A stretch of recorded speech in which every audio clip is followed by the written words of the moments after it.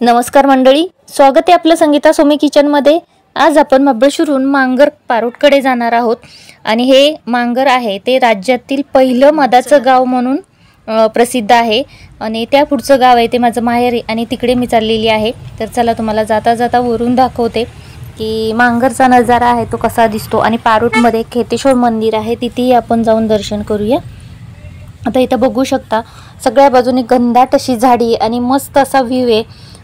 ज्यावेळेस इथे पावसामध्ये बघितलं तर खूप अप्रतिम असा नजारा असतो। हे बघू शकता इथे खाली आहे ते पलीकडच्या साईडला मांगर आहे, परंतु इथे एक्स्ट्रा ज्यांची शेती ती लोक इकडच्या साईडला येऊन राहिलेली आहेत आणि खाली खूप छान असा मस्त नजारा आहे। सुंदर अशी झाडी आहेत। त्यानंतर आम्ही थोडा वेळ तिथे थांबलो आणि मग आम्ही खाली गेलो। त्यानंतर आम्ही पारोटच्या खेतेश्वर मंदिरामध्ये गेलो। हे स्वयंभू खेतेश्वर मंदिर आहे आणि बघायला अतिशय सुंदर असं मंदिर आहे। सभोवती घनदाट अशी झाडी आहे, मोठा परिसर आहे आणि हे खूप छान असं मंदिर आहे। हे खूप वर्षापूर्वीचं पुरातन असं मंदिर आहे। त्याच्या समोर एक कुंभळजाई आईचं मंदिर एक आहे। बोलतात ना देव आहे तो कळसात असतो, त्याचं स्थान आहे ते, त्याच्यामुळे तुम्ही कळसाचं दर्शन घ्या आणि पुढे आपण जन्नी आईचं दर्शन करायला आतमध्ये जाऊया। इथं बघू शकता यांना छानपैकी असं मस्त साड्या वगैरे नेसवलेल्या आहेत आणि खूप छान असं दिसत आहेत। त्यानंतर इथं वटी वगैरे भरल्यानंतर आम्ही शंकराच्या मंदिरात गेलो आतमध्ये आणि तिथेही पाया पडून नंतर मग बाहेर आलेले आहे। याचं संपूर्ण मंदिराचं हे आहे ते मी नंतर तुम्हाला स्पेशल वेगळा व्हिडिओ बनवेन आणि त्यामध्ये दाखवेन। आता इथं मी शॉर्टमध्ये दाखवलेलं आहे। जेव्हा पण तुम्हाला जमेल तेव्हा नक्की या मंदिरात एकदा येऊन पाया पडून जावा। खूप छान असं मंदिर आहे, सर्वांना खूप आवडेल। चला तर आता तिथून आम्ही गेल्यानंतर मळ्यामध्ये गेलो। शेतामध्ये गेल्यानंतर पहिली स्ट्रॉबेरी तोडायला शिरलेलो आहे आणि इथं बघू शकता आम्ही दोघींनी पण खूप साऱ्या स्ट्रॉबेरी तोडलेल्या होत्या। निम्म्या अर्ध्या खाल्ल्यात पण सुरुवातीला आणि त्यानंतर घरी घेऊन जाण्यासाठी स्ट्रॉबेरी तोडायला गेलेलो। आता इथं बघू शकता काही लोकांना माहिती नाहीत की स्ट्रॉबेरीची झाडं आहेत ती कशी आहेत। बघा अशा पद्धतीची झाडं येतात। सुरुवातीला त्याला फूल येतं, नंतर ग्रीन छोटं असं फळ येतं, त्यानंतर मग ते हळूहळू लाल व्हायला लागतं आणि 3 ते 4थ्या दिवशी मग ते पिकायला सुरुवात होते। अशा पद्धतीनं याचं फळं आहे ती येत राहतात। तर बघू शकता छोटंसंच झाड असतं, काही जास्त मोठं नसतं। असं पहिलं ग्रीन फळ येतं, त्यानंतर मग ते लाल व्हायला हळूहळू सुरुवात होते। तर एकाची एक पाठोपाठ अशी ही फुलं येत जातात। आणखीन बघू शकता छान असा मस्त स्ट्रॉबेरीचं वावर दिसतंय, चांगलं लाल भडक झालेलं आहे। आम्ही ह्याच्यातलं कमीत कमी टोपली तरी फळं तोडून घेतलेली आहेत सोबत घेऊन जाण्यासाठी। आणि काय होतं की लांब प्रवासात न्यायची आहेत फळं तर थोडीशी कच्ची तोडून घ्यायची आहेत, म्हणजे थोडी कमी पिकलेली, म्हणजे काय होतं तुम्ही 3-4 दिवस जरी ती राहिली तरी ती व्यवस्थित तशीच्या तशी राहतात। आणि जास्त पिकलेली घेतली तर मग ते काय होतं खराब होतात, लवकर थोडीशी चिघळली जातात। कारण ते एकदम स्ट्रॉबेरीचं फळ आहे ते एकदम नाजूक असं असतं, त्याच्यात पाणी असतं जास्त करून, पाण्याचा अंश, त्यामुळे ते चिघळलं जातं। खूप नाजूक त्याला हाताळावं लागतं, तोडताना पण खूप नाजूक तोडावं लागतं। आता इथं बघू शकता छान फळं लागलेली आहेत आणि सगळीकडे लाल भडक झालेली आहेत। तरी यातील आत्ताच पप्पानी माल तोडला होता गिरायकाला देण्यासाठी आणि आम्ही राहिलेला आणि अर्धा माल तोडला आहे। आणखीन पुढं परत दुसऱ्याही शेतात जाणार आहे, तिकडे पण स्ट्रॉबेरी काढायची। ही वेगळ्या जातीची आहेत, खूप वेगवेगळ्या जाती असतात स्ट्रॉबेरींमध्ये, तर ही वेगळ्या जातीची आहेत आणि जी पुढच्या मळ्यामध्ये लावली ती वेगळ्या जातीची, त्यामुळे आम्ही तिकडची पण घ्यायला जाणार आहे। तर मस्त अशी इथं स्ट्रॉबेरी तोडली, छान फिरलो। परत खालच्या बाजूला थोडीशी फराशी वगैरे पण आहे लावलेली। चला तर आता फराशीचा मी फोटो तुम्हाला पुढे दाखवते। आता हा आहे तो आपण दुसऱ्या मळ्यामध्ये आलेलो आहे आणि हा आहे तो गहू आहे। तुम्ही बघू शकता 4 ते 5 वावरं गहू लावलेला आणि मस्त असा हिरवागार दिसतोय, छान वाटतंय। वरती पूर्ण असा डोंगर आहे पण इथे राखण खूप करावी लागते शेताची। शेत म्हटलं किंवा शेतकरी म्हटलं की त्याला कष्ट हे आलेच, सगळ्यांपेक्षा जास्त कष्ट आहेत ते शेतकऱ्याला आहेत असं मला तरी वाटतं, कारण की त्याला दिवस रात्र त्याच्यामध्ये राबावं लागतं। ते बघू शकता भाऊ माझा नांगरणी करतोय, अजूनही त्याला बटाटा वगैरे लागण करायची त्यासाठी, त्यामुळे मला पण थोडंसं नाही का ट्रॅक्टर बघितल्यानंतर आठवण आली, त्यामुळे मी पण थोडंसं म्हणलं नांगरणी करून घ्यावी।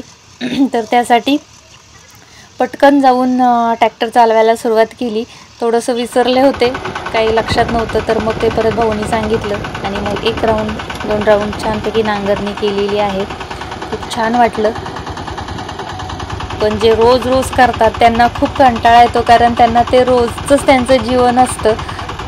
आपण कधीतरी केलं, कधीतरी जाऊन करतो, त्यामुळे खूप आनंदाने करतो, परंतु ज्याला रोज करायचे त्याला खूप कष्ट आहेत। अशा पद्धतीने बघा नांगरणी करून घेतात, त्यानंतर मग याच्यामध्ये आऱ्या पडतील आणि त्यानंतर मग बटाटा लावला जाईल। खूप कष्ट आहेत। चला तर आता बघा इथं मी हे करून घेतलेले, याला पण खूप जोर लावून नांगरावं लागतं, म्हणजे थोडक्यात।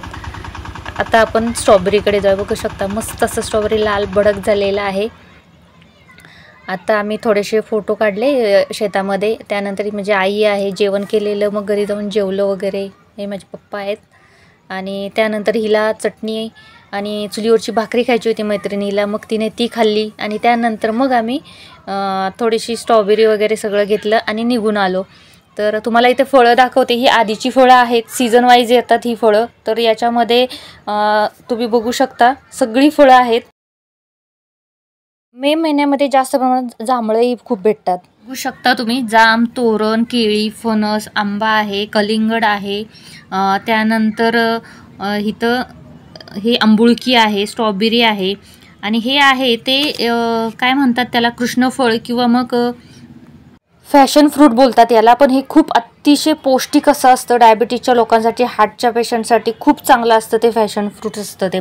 त्यानंतर पेरू वगैरे हे सगळे असे जी फळं आहेत ती भेटली जातात सीझन वाईज। त्यानंतर माझी रेसिपी पण स्ट्रॉबेरी विथ क्रीमची यूट्यूबवरती अपलोड केलेली आहे संगीता सोमी किचनमध्ये, तीही बघा। त्यानंतर उन्हाळ्यामध्ये बघा, हे उन्हाळा संपताना मी मे महिन्यात गेलेली होती एका लग्नासाठी, तर तेव्हाचा हा व्हिडिओ आहे। तेव्हा खूप सारी फुलं लावलेली होती आणि छान वाटत होतं।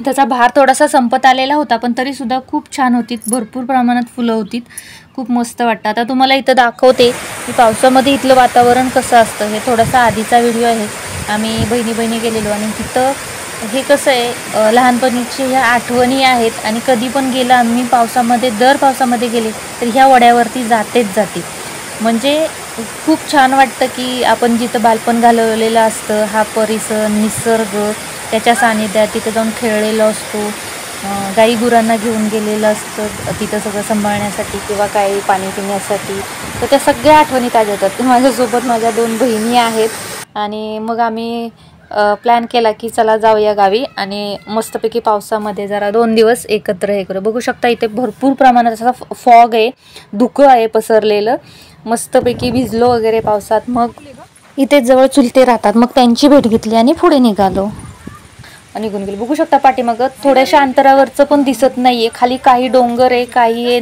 म्हणजे दरी, काहीच दिसून येत नाही, एवढा सगळा म्हणजे धुकं पसरलेलं असतं पावसामध्ये। पण मस्त वाटतं, एकदम सुंदर असा नजारा असतो, बघण्यासारखा असतो, आणि निसर्ग तर अप्रतिम आहे बघायला। बघू शकता आता असंच आम्ही चालत चाललो होतो, तसं तर पावसामध्ये असं भरपूर भिजलो होतो, कारण की खूप ठिकाणांवरनं चालत आलेलो।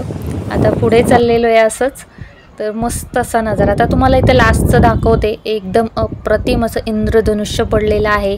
ज्यांनी पण महाबळेश्वर बघितले नसेल तर नक्की महाबळेश्वरला व्हिजिट द्या, तुम्हाला खूप आवडेल, आणि पावसामध्ये तर अप्रतिम नजारा असतो। महाबळेश्वरमध्ये थंडगार स्वच्छ अशी हवा आहे, त्यामुळे इथे एसीची कधी गरज भासत नाही, इथे आपला नैसर्गिक एसी चालू असतो। आता इथे बघू शकता काय अप्रतिम असा नजारा आहे, डोंगराने इथं जसा काय हिरवा शालू नेसला आहे, आकाश पण इथे नतमस्तक होताना दिसतंय, अद्भुत असा हा नजारा आहे। आम्ही खूप भाग्यवान आहोत की आम्ही महाबळेश्वर इथे जन्माला आलो। चला तर तुम्हाला व्हिडिओ कसा वाटला नक्की सांगा, कुठून बघताय तेही कमेंट करून सांगा, आणि सबस्क्राईब करायला विसरू नका। थँक्यू। मग तुम्हाला हा व्हिडिओ कसा वाटला नक्की सांगा, महाबळेश्वर आवडला असलं तर नक्की कमेंट करा, आणि माझ्या संगीता सोमी किचनवरच्या रेसिपी पाहायला मात्र विसरू नका, आणि चॅनलला सबस्क्राईब करायला विसरू नका। हा व्हिडिओ बघितल्याबद्दल आपलं मनापासून खूप खूप धन्यवाद।